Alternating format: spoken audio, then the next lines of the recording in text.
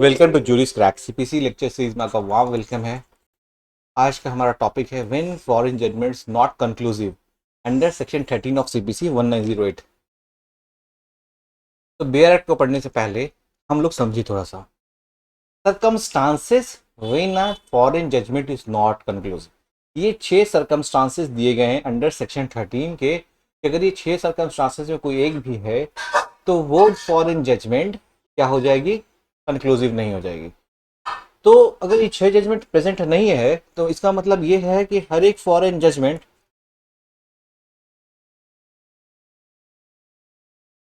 Is conclusive. Simple सा बात है, अगर कॉन्क्लूसिव है तो रेस जुडिकाटा भी अप्लाई होगा। तो हमें ये देखना है कि कब कब कॉन्क्लूसिव रहती नहीं है। फॉर सेक्शन 13 बताता है कि इन कंडीशंस में फॉरेन जजमेंट कंक्लूसिव नहीं रह पाती है। पहला है not pronounce by a court of competent jurisdiction. इस तरह से डोमेस्टिक कोर्ट भी, इंडियन कोर्ट भी अगर without lack of inherent jurisdiction की कोई डिसीजन दे देती है तो वो क्या हो जाता है, नल एंड वाइड।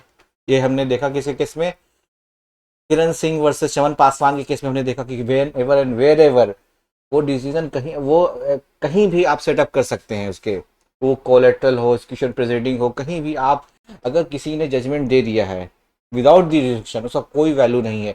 अगर जो वो जजमेंट, अगर वो चीज़ अगर इंटरनेशनली भी हुई है, किसी कोर्ट ने विदाउट अपनी जुरिस्डिक्शन को चेक किए कोई जजमेंट दिया है तो उस जजमेंट का कोई वैल्यू नहीं, वो कंक्लूसिव हो ही नहीं सकती है। सेकंड चीज है not being given on the merit of the case. Case के मेरिट पे नहीं दिया गया है, किसी टेक्निकल ग्राउंड पे दे दिया गया है। मान ली किसी चीज को डिसमिस किया गया है, कोई क्लेम को डिसमिस किया तो वो पूरी तरह से सुन के नहीं, समझ के नहीं, ऑन द कुछ different grounds but not on the merit of the case. ये दूसरा पॉइंट था। तीसरा है on the incorrect view of international law और refusal to recognise the law of India.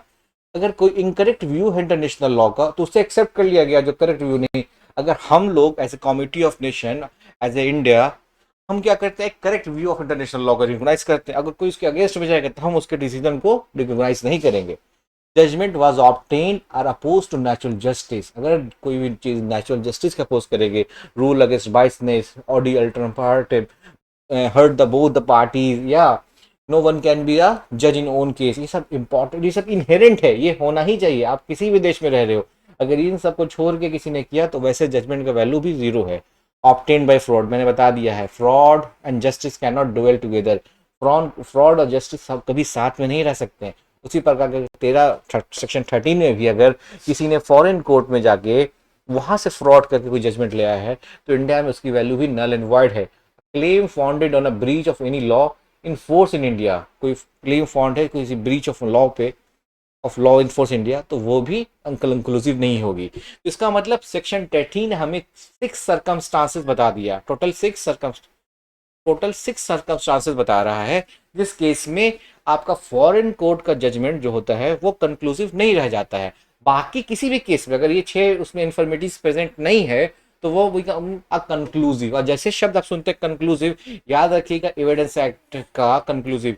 Evidence law में जैसे कोई चीज कंक्लूसिव बन जाता है उसकी एविडेंशियरी वैल्यू बहुत हाई हो जाती है, आप एविडेंस तक लीड नहीं कर पाते हैं। सेक्शन 2 ऑफ 6 मतलब जो डिफिनेशनल क्लॉज अपना सीपीसी का, उसमें 2 of 6 of civil procedure code define foreign judgment. वो कहते हैं foreign judgment as a judgment of foreign court. अब भाई फॉरेन कोर्ट क्या होता है, तो इसको सेक्शन 2 के 5 में डिफाइन कर दिया गया है। ऐसा court situated outside India, India से बाहर कोई कोर्ट हो, एंड नॉट इस्टेब्लिश और continued by the authority of central government. और उसे स्टैब्लिश इंडिया के द्वारा नहीं किया गया, सेंट्रल गवर्नमेंट के द्वारा स्टैब्लिश नहीं किया हुआ, या अथॉरिटी नहीं दिया गया। तो वैसे कोर्ट्स क्या होते हैं, फॉरेन कोर्ट्स होते हैं। उस फॉरेन कोर्ट्स के जजमेंट फॉरेन जजमेंट होते हैं under section 2 of 6। CPC dictates the procedure for the enforcement of foreign judgment in India and require the judgment or decree passed by the foreign court to be conclusive in nature and it should have been decided the merit of the case by the court of country। India क्या चाहता है कि foreign courts की भी उतनी इज्जत की जाए, उनके भी फॉरेन जजमेंट की भी इज्जत रखी जाए, उन्हें भी क्या किया जाए, इन्फोर्स कर दिया जाए लोगों पे। जजमेंट का तो मेन काम होता है इन्फोर्स या एक्सक्यूट किया जाए, लेकिन तब जब वो कॉन्क्लूसिव हो। और कॉन्क्लूसिव तब होंगे जब वो 6 इन्फॉर्मेटिव जो हमने अभी पढ़ा है, ये 6 इन्फॉर्मेटिव से प्रेजेंट नहीं हो। आइए सेक्शन 2 थोड़ा डील कर ले, फॉरेन जजमेंट कहाँ कहाँ पे पूरे सीपीसी में है। सबसे पहले 2 of 5 में जहाँ पे फॉरेन कोर्ट को डिफाइन किया, court situated outside of India not establish continue by constitution of India, ये सिंपल सा है। सेक्शन 26 में foreign judgment means judgment of foreign court. Section 13 बता रहा है वो 6 सर्कमस्टांसेस जहाँ पे वो जजमेंट क्या हो जाती है, कंक्लूसिव नहीं रह पाती है। सेक्शन 44 बता रहा है presumption at to the foreign, क्या प्रिजम्पशन लिया जाएगा, तो आपको मैं अभी बता रहा हूँ, आगे भी मैं देखूँ, शैल प्रिज्यूम, कोर्ट को अगर किसी भी कोर्ट को दिया जाता है एक सर्टिफाइड कॉपी फॉरेन जजमेंट का, तो उसे प्रिज्यूम करना है ये सही है, कॉन्ट्रेरी के उसके जब एविडेंस लीड किया जाए तब उसे मानना है, मतलब शैल प्रिज्यूम। आपको यहाँ पे एविडेंस एक्ट का सेक्शन 4 जो है याद रखना होगा, may presume, shall presume and conclusive proof. अगर शैल प्रिज्यूम है there is no description, court को ये डिस्क्रिप्शन, कोर्ट को ये मानना पड़ेगा कि ये सर्टिफाइड कॉपी फॉरेन जजमेंट की है। उसी तरह से सेक्शन 44A में हम एक्सक्यूशन कराएंगे degrees pass in the courts of reciprocating countries. अब जब जजमेंट आया तो उसका एक्सक्यूशन भी जरूरी है। तो ये टोटल सेक्शन 5 हैं जो सेक्शन 2 of 5, 26, सेक्शन 13, 14 और 44A जो डील करते हैं फॉरेन जजमेंट के साथ। आइए, वैलिडिटी ऑफ फॉरेन जजमेंट्स, क्या वैलिडिटी होता है, क्या वैल्यू होता है इंडिया में। Foreign judgments are generally conclusive, मतलब वो जनरली कॉन्क्लूसिव होते हैं in all respect between the parties except for the matter outline in section 13 of CPC. Section 13 के वो 6 कंडीशन को छोड़ दिया जाए तो सारे के सारे जो भी फॉरेन जजमेंट होते हैं वो क्या होते हैं, कंक्लूसिव होते हैं। इसमें ये चीज साफ तौर पे कहा गया था, foreign judgment would be inconclusive if it fail to pass the test of the provision laid down in section 13। अगर वो 6 टेस्ट नहीं पास करवाएगा, वो 6 सर्कमस्टांसेस पास नहीं कर पाएगा जो कहाँ पे दिए गए, जो इनमेरेटेड इन सेक्शन 13, देन वो कंक्लूसिव नहीं रह पाएगा, उसका वैल्यू 0 हो जाएगा। Middle east bank limited versus Rajendra Singh Sethia AIR 1991। Section 13 of CBC that of foreign judgment can be rendered inclusive just, ये सारा कंडीशन जो हम लोग अभी पढ़े हैं। If the judgment covers within any of the above, such judgment will cease to be conclusive as to any matter thereby adjudicated or decided। अगर वो 6 कंडीशन जो हमने पढ़ा है कि वो सबसे पहली बात क्या क्या कंडीशन है, एक उसके पास लैक ऑफ कॉम्पिटेंट जुरिडिक्शन है, मेरिट पे नहीं सुना गया है, नहीं रिकॉग्नाइज करता है इंटरनेशनल लॉ को, इंडियन लॉ को, या प्रिंसिपल ऑफ नेचुरल जस्टिस को उसने वायलेट किया है, ऑब्टेन्ड बाय फ्रॉड है, या स्टैंड या ब्रीच कर रहा है इंडियन लॉ को उस समय, तो उन सारे कंडीशंस में वो उसका जजमेंट का वैल्यू खत्म हो जाता है। Section 13 extend the rule of res judicata for the foreign judgment. MCQ आता है, क्या फॉरेन जजमेंट भी रेस जुडिकाटा अप्लाई करते हैं, एकदम यस। मतलब कि अब वो दोनों पार्टी अब इंडिया में अभी आके उसको फिर से यहाँ पे शुरू नहीं कर सकती अपना trial. In D. Vishwanathan versus Rukunul Mulk Sayyid Abdul, the Supreme Court held that while considering whether a judgment of foreign court is conclusive, the court in India will not required to go into the merit of the claim. तो merit of the claim में नहीं जाना, it shall be conclusive as to any matter directly adjudicated between such parties subject to the exception enumerated under section 13 clause F to F। इस merit, क्या merit था, कैसे क्या हुआ, उस पर नहीं जाना, बस ये देखना है क्या सेक्शन 13 के A to F के सारे सर्कमस्टांसेस है या नहीं। अगर प्रेजेंट रहेंगे तो कंक्लूसिव नहीं होगा, अगर प्रेजेंट कोई भी सेक्शन A से F का जो भी सर्कमस्टांसेस है प्रेजेंट रहेगा, कंक्लूसिव नहीं, अगर प्रेजेंट नहीं है तो वो कंक्लूसिव बन जाएगा। आइए, foreign judgment not by a competent court, first circumstances है ये। It is a basic fundamental principle of law that a judgment or order passed with a court which has no jurisdiction is void। जो उसके पास jurisdiction ही नहीं, जिसके पास power to here he नहीं, जिसके पास power to adjudicate ही नहीं, उसके value क्या होगा, 0। Thus a judgment of a foreign court to be conclusive between the parties must be a judgment pronounced by a court of competent jurisdiction. Such judgment must be by a court competent both by the law of the state which has constituted it and in international sense it must have directly adjudicated upon the matter which is pleaded as res judicata। दोनों view में, internationally view में और national view में तो होना जरूरी, जिस country का वो कोर्ट है वो उसको उसने बनाया हो, कंस्टिट्यूट किया हो, और इंटरनेशनल लॉ के हिसाब से भी वो एक कोर्ट हो, तभी उसके जजमेंट को हम लोग क्या मानेंगे, कंक्लूसिव, देन वो एज रेस जुडिकाटा अप्लाई कर सकता है। Where a person is the subject of the foreign country, कोई पर्सन क्या है, किसका सब्जेक्ट, एक फॉरेन कंट्री का है, केनिया का, नीदरलैंड का, यूएस का, in which the judgment has been obtained where he was a resident in a foreign country, वो उस कंट्री में रहता था, when the action was commenced, जब एक्शन commenced हुआ, and the summons was served to him, और summons was served to him। where the person in the character of the plaintiff selects the foreign court as a forum for taking action in the forum issued later. उसने अपने आप को submit कर दिया उस foreign court के jurisdiction में, तो कोई बात नहीं है, कंसेंट दे दिया, ठीक है। Where the party on summon voluntarily appeared, दोनों केस में उसे सबमिट कर रहे हैं अपने आप को। Where by in agreement a person has contracted to submit himself to the forum in which the judgment opted. अब फॉरेन कोर्ट्स का भी जो अपने ही तरह का जुरिस्डिक्शन होता है, एक पेक्यूनियरी जो मॉनेटरी वैल्यू को देखता है। सब्जेक्ट मैटर में मैं डिफरेंट फैमिली मैटर हो सकते हैं, एनसीएलटी के मैटर, कंपनी लॉ के मैटर हो सकते हैं, लैंड ट्रिब्यूनल के matter, tax tribunal, different different subject matter, territorial area wise. Private international law, इसे भी उसे रिकॉग्नाइज करना है, और प्राइवेट इंटरनेशनल लॉ भी उसे रिकॉग्नाइज करता होगा, तभी तो उस फॉरेन कोर्ट का judgment will become binding. Private international law, also known as conflict of law in certain jurisdiction, refer to the law regulating private relationship across national border। दो countries ऐसे हैं, एक कंट्री यहाँ पे, एक कंट्री, दो country, तीन कंट्री, चार कंट्री, पांच कंट्री, इनके अक्रॉस बॉर्डर जो इनको सब्जेक्ट्स को जो डील कर रहा है, और in other words involving a foreign element. Private international law deal with three main issues. कौन कौन से issue? The jurisdiction of a court to deal with the case, international jurisdiction, the law applicable to the case, their recognition and enforcement of foreign judgment, administrative and judicial cooperation relating to these issues are also covered by PIL.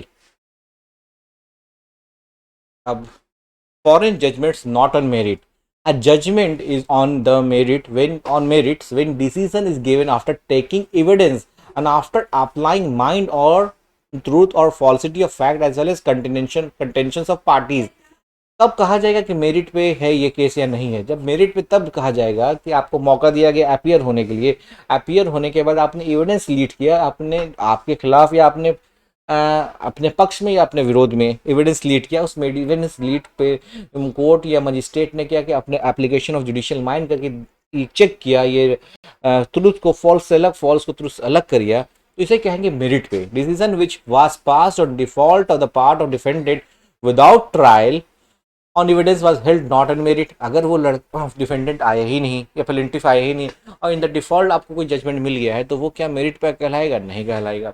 The actual test for deciding whether the judgment has been given on merit or not is to see whether it was merely passed as a matter of course or by a way of penalty or any conduct of defendant or is based upon a consideration of truth or falsity by plaintiff claim। हमें ये check करना है merit पे। तो merit पे check करने का एक ही तरीका होता है, देखना होता है कि मेरिट उस पूरे के पूरे प्रोसीजर ऑफ सूट में या ट्रायल में क्या दोनों पार्टियों ने एविडेंस लीड किया है। जब लीड किया है तो क्या उस पर एप्लीकेशन ऑफ जुडिशियल माइंड हुआ कि नहीं, वही सिंपल सी बात। अगर नहीं हुआ है, बस किसी एक टेक्निकल कोर्स, एक मैकेनिकल कोर्स से लोग आएंगे उन्हें जजमेंट मिलेगा, तो वैसे जजमेंट को हम लोग मेरिट नहीं मानते हैं। In the case of Gurdas Mann versus Mohinder Singh Brar, the Punjab and Haryana high court held at ex parte, simply ex parte judgment that and decree which did not show that the plaintiff had laid evidence to prove his claim before the court was not executable under section 13B of the CPC, it was not passed on the merit। अब x party decision हो गया, मतलब एक ही party present, दूसरा party present ही नहीं हुआ, समन मिला या उसने रिसीव नहीं किया, कुछ भी हुआ, एक्स पार्टी कोर्ट ने डिसीजन दे दिया, ऐसे कोर्ट्स को हम नहीं मानते कि वो मेरिट पे हैं। देन आता है आर्गुमेंट्स बाय पार्टीज, एविडेंस एड्यूस किया गया हो, पार्टीज ने एग्रीमेंट किया हो, उसके आर्गुमेंट्स किया हो, देन उस पर कंसिडरेशन किया गया हो जज के द्वारा इस एविडेंस को जो हो सोचा हो कि इसमें सही कौन है, गलत कौन है, क्या हो सकता है, क्या उसकी प्रूविंग फोर्स को देखा गया हो, प्रोबेबिलिटी को देखा गया हो, के बाद उस रीजन जजमेंट आया हो कि नहीं ये रीजन की वजह से स्पीकिंग ऑर्डर के साथ, देन उसे कहा जाएगा कि ये मेरिट पे है। ठीक है, ये तीन चीज हो गया। अब foreign judgment against international law, Indian law, अगर ये सर्कमस्टांसेस है, दो हमने देख लिया। When a judgment passed by a foreign court is based upon an incorrect legal view or in defense of Indian law, when such laws are applicable, it is not conclusive and the matter adjudicated there is not enforceable in India। अगर वो एक incorrect legal view पे depend करता है उसका judgement, then वो भी conclusive नहीं होगा। Because when a suit is filed in England for the breach of contract formed in India, ये दो पॉइंट याद रखिएगा, and the English court wrongfully applies English law, It has to be noted that the situation is covered by the clause being discussed, as it is a fundamental principle of private international law that the rights and liability of parties to a contract are determined by the place of contract. Means अगर ये place of contract कहाँ था, India में था, तो only Indian courts have the jurisdiction have the jurisdiction to try the suit, लेकिन English court को नहीं थी. Under section 13C of CPC, the following proposition may be laid: a judgment passed with a foreign court upon a claim for immovable property situated in Indian territory may not be enforceable since it violate international law. Mumbai में कोई property है, मुंबई में property है और Kenya के किसी court ने उस पर डिसीजन दिया है, तो ये क्या कर रहा है, वायलेट कर रहा है international law, private international law. इस वजह से ये कंक्लूसिव नहीं हो पाएगा. Judgment pass with the foreign court before a contrary Indian law had been shown but the court had refuse to recognise such law, then the judgment और decree may not be enforceable except where the proper law of contracts in the foreign law. Simple सा बात है. A fourth, opposed to natural justice. It is the essence of a judgment of the court. It must be obtained after due observance of the judicial procedure. The court rendering the judgment must observe the minimum. This is a minimum standard.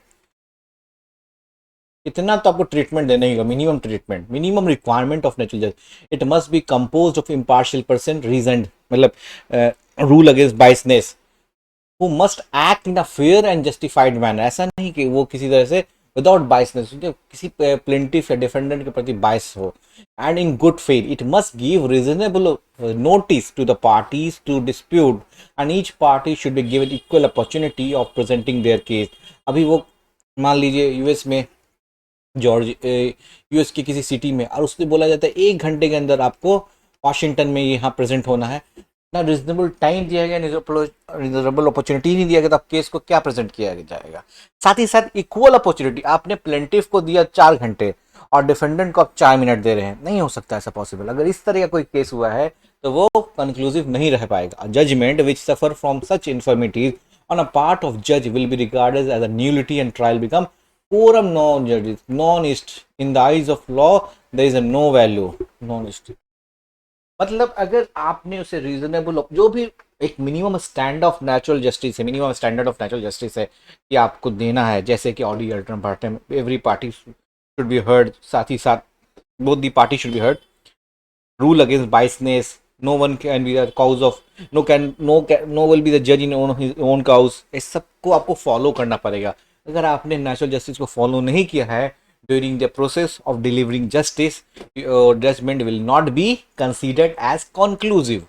However, it is to be noted that the word natural justice in this clause refer to the irregularities to the procedure rather than the merit of the case.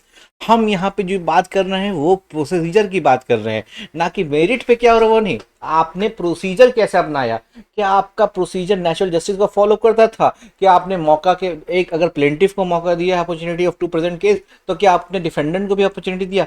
तो इस पूरे section 13C में हम जब discuss करते हैं तो वो irregularities in the procedure rather than the merit of the case. Thus, a foreign judgment by a competent court is conclusive as long as it adheres to the correct judicial procedure, even if it is pronounced on a wrong legal view or evidence. Thus, a foreign judgment is not open to criticism by these clauses if the principle of natural justice have been compiled with. अब आइए, where it has been obtained by fraud.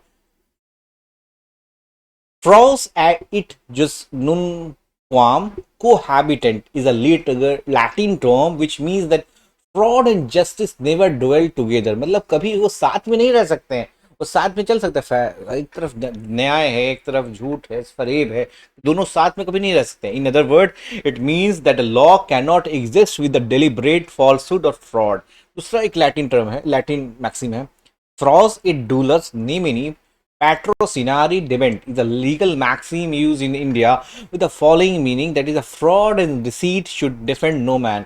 आप fraud करके deceit करके कोई आप बच नहीं सकते. You can not defend your self by the use of the tool of fraud and deceit.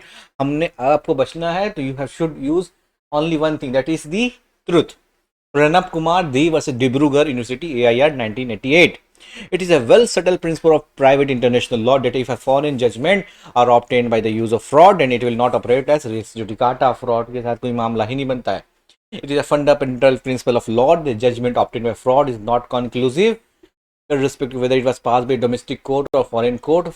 Although it is not possible to show that the court was mistaken, it can, however, be proven that the court was misled. Where the plaintiff mislead the foreign court, mislead किया जा रहा है foreign court को, and the judgment or decree is obtained on that basis, the said judgment may not be enforceable. However, if there is some error in the judgment, then the Indian courts will not sit as a court of appeal to rectify the mistake or error. और अगर कोई ऐसा error है तो उसको as a नहीं, आप Indian courts में आके उसको रेक्टिफाई नहीं करा सकते हैं. इन द केस वो तो लैंडमार्क केस आप इसको पढ़ें. The case of Satya versus Teja Singh, जैसे कि हमने 3 इंपॉर्टेंट केस अभी तक देखे. जॉर्ज वर्गीस का केस, उसके बाद किरण सिंह वर्सेस चमन पासवान का केस. उसी तरह से अगर फॉरेन जजमेंट को आपको बहुत अच्छे ढंग से समझना है और खासकर फ्रॉड के एलिमेंट को, तो you can read the case law of Satya versus Teja Singh. The supreme court held since the plaintiff had mislead the foreign court, उसने फॉरेन कोर्ट को मिसलीड किया as to the having jurisdiction over the matter, although it could not have the jurisdiction. The judgment and decree was obtained by fraud and hence inconclusive.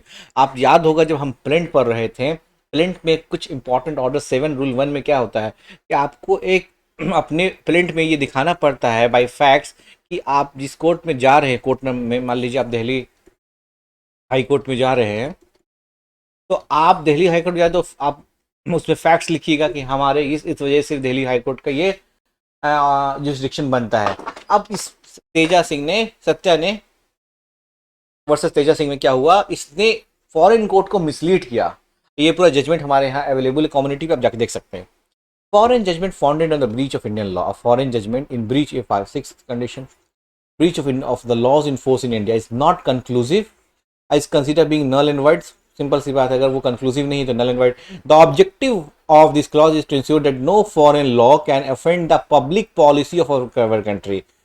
वहाँ का जो law है और हमारे यहाँ का जो पब्लिक पॉलिसी है, एक कंट्री बहुत डेवलप हो सकता है या उसका अलग सिविलाइजेशन हो सकता है, उनका एक बहुत खुलापन समाज हो सकता है, हमारा उनसे थोड़ा सा कम भी हो सकता है.